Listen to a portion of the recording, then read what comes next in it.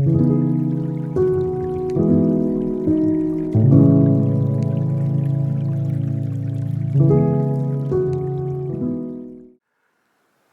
we made it another successful 2.6 around Lake Padden. Grateful for the day, for the sunshine out there shining on me. Even warmed me up a little bit on that last mile. Hit you right in the face. That sun was set and it was pretty nice out there today. I was thinking, I got a little confused. The Counting Crows and the Black Crows. Counting Crows was Mr. Jones, and Black Crows was Hard to Handle Now. 2 hits in the 90s. I almost got them confused there for a second before I left the car. How could I? I was reading something today that one of my high school alumni posted about a youngster who didn't know who Eddie Vedder and Pearl Jam was. I mean, it's hard to believe, you know. We've come to that day and age where someone in their early teens might not know who Eddie Vedder is. I mean, come on, you got to educate yourself, people. That being said, I guess I'm grateful for the example people are setting for me. I see people online, people in my space, reseller space. Tucker Upper, I watch him quite often, and he's in that storage buying game these days. He's buying up these units. I think he spent $550 on his last unit.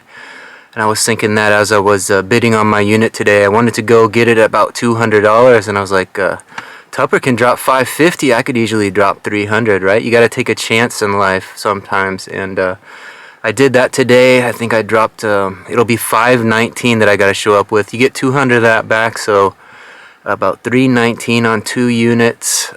So we'll get that on Monday. We'll pick those up, and hopefully we get something good out of it. I'm mostly doing it for the content. I don't think these are going to be big money units.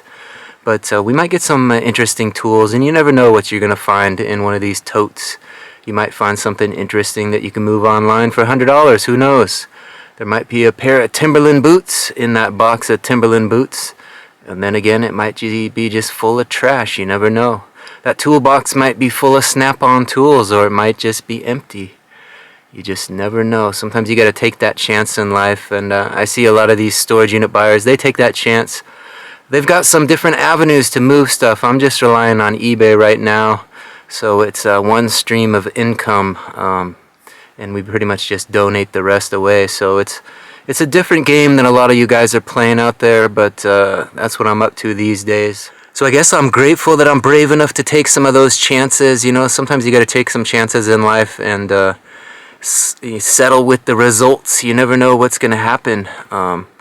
And that's how you have to approach life sometimes, is take a few chances, live on the edge a little bit. You know, it's not going to break you. If you got the money to do it, you can explore different avenues of income these days, especially with this online marketplace.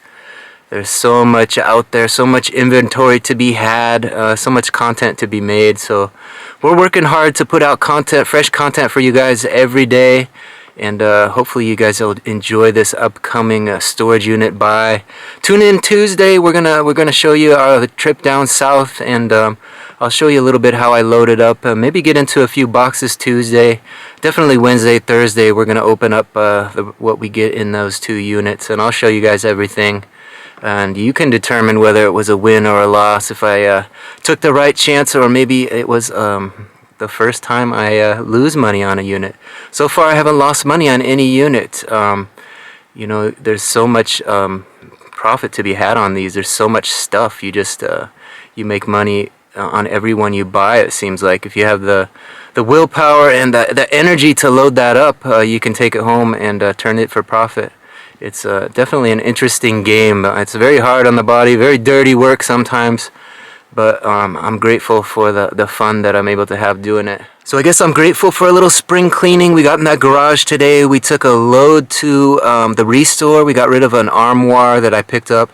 I had that in my store, storing some inventory in it. It was kind of interesting. I picked it up in Marysville, brought it all the way to Bellingham. It was the perfect little armoire to hold the non-clothing items I had listed when I had my suite downtown. And I brought it all the way to Bellingham. The thing probably weighs 200 pounds.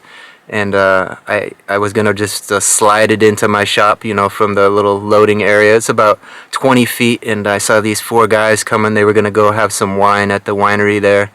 and I asked them if they could help me, and those guys just picked the thing up and took it right into the shop. So that worked out perfectly. Eventually I had to clean it all out, ended up at home, and now I'm finally getting rid of it. But it served its purpose. It was a fun little piece of furniture, and hopefully the Restore can find a new home for it.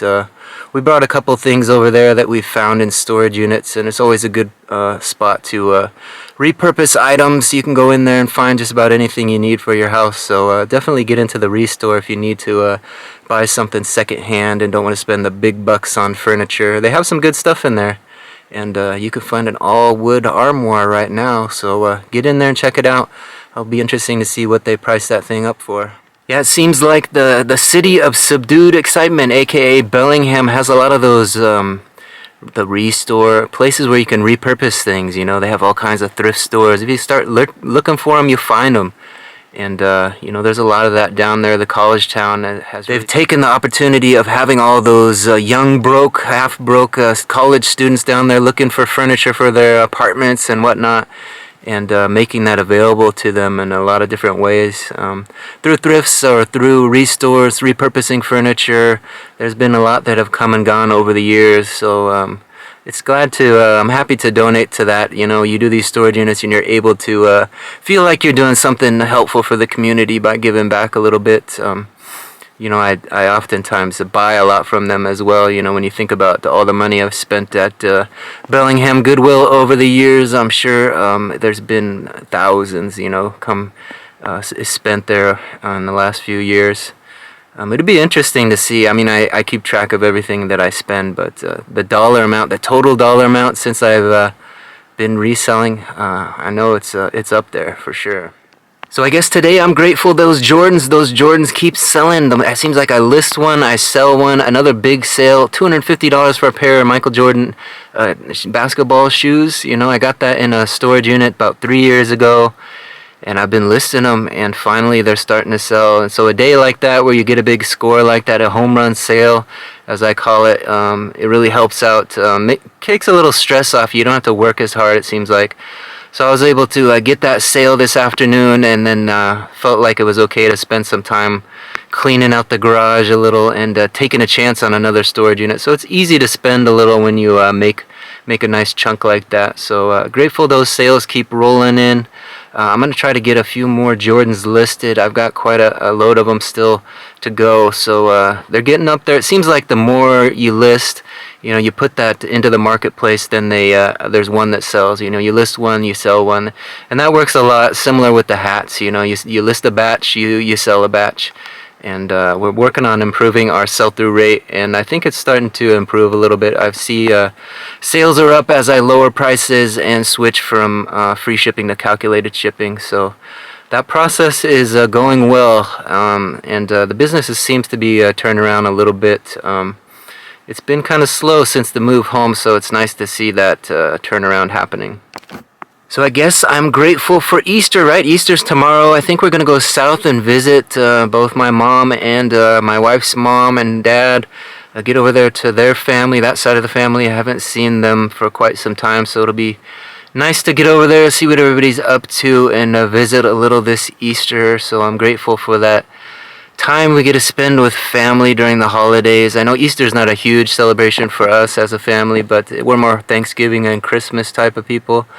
But we're going to try to get south for Easter and see some folks and visit and see what's up. So grateful for those memories we're about to make tomorrow, and that we have the time to do that. We're not stuck working too hard on a Sunday, Easter Sunday. We get able to get away and make that happen. So I think that's plenty to be thankful for, right? More than enough. I encourage you all to maybe think about what you're thankful for today, and on this Easter tomorrow, maybe you'll be around family and you can say how thankful you are for them. So start with that, and then maybe make it a part of your life to at least write it down or think about it. You don't have to speak it out into the universe like I do. You know, I got a channel to monetize, so I'm still working to get to 1,000 subscribers and 4,000 hours. So I got a lot of talking to do, but I'm making progress on it. I want to thank everybody for watching this and helping me get a little closer to that goal. I think we're going to go check out the lake, see what the view looks like, and give you guys a look at the little bit of nature. Maybe we can see some geese and some ducks. We'll see. Alright, I mentioned the wildlife, and there it is, a couple ducks, a couple geese. We got them here waiting for us. They were ready to go. This guy's doing a little neck dance for me. Look at that. Look at that little dance. What is that? What you guys call that? The little goosey goose? He's doing that little neck dance. I wonder if that means something. Feeding. Getting a little snack in down here by the lake. I'll let these guys eat and get down there and give you guys a look at the lake. Let's see if he does that neck thing again. Oh, there he goes. There's the side view. This guy's definitely got his eye on me. He's pretty active with his little neck there. We can get some flight out of these guys. They're just waddling around. Give the people some action. I think they're splitting up. They're going different ways. These guys are still just snacking away. Please do not feed the wildlife. Here's a look at the lake today. The sun just set, so it is nice and still out here. Beautiful day for a little look at Lake Padden. Hopefully you guys enjoy this look at nature here.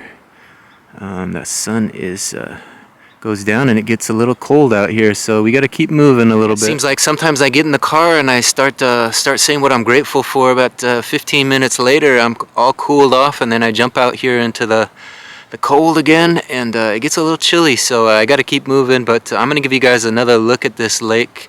Give you guys a look from the other side. All right, here's a look from the other side of the area here, and there was some nice cloud cover, but it is kind of dissipated a little bit. When that sun went down, things kind of changed a little, so not as beautiful as it was when I was running and that sun was shining in my face. But let's see if we can get this camera to show that cloud cover. There's a little bit up there. There it is. You guys see it right above those trees. So I think we're just gonna say goodbye to Mr. Geese and Mr. Duck over here, and then we'll hit the car and head home. Just realized I didn't eat lunch again. I skipped lunch, had a big breakfast, some pancakes and toast and whatnot for breakfast, so I gotta get home and get something to eat. I know that there's food there waiting for me, and I stopped at Fred Meyer and got some groceries, so we're ready to eat, but gotta get home and fuel up. Alright, there's one more look for you guys. We'll see what they do as I walk by. See if they give you that cool neck dance they were doing. Maybe that's part of the digestion process. They got those long necks that they gotta get all that food down. Maybe that's part of it. They just do that little shimmy shake, like the Kobayashi shake, you know, like the hot dog eating champion. Do that little Kobayashi shake and get that grass on down the gullet. Maybe that's part of it. I don't know. They get pretty aggressive with their eating. It's quite interesting. Those little beaks can sure do a lot of damage down there. Look at that. Look at them go. They got some speed to that old beak of his. There those the birds. So that was kind of funny. I had that close-up on the goose, and I was kind of just telling you guys what he was up to, and not sure if you heard that big honking noise, but somebody blew their nose. Kind of startled me. I didn't know somebody was over there, but they were standing over there, blew their nose, and I thought it was another geese honking at me, but that's what it was. Somebody just blowing their nose, a nice loud one. All right, much warmer in here. I want to thank everybody for watching that moment of gratitude and that little look at Lake Padden.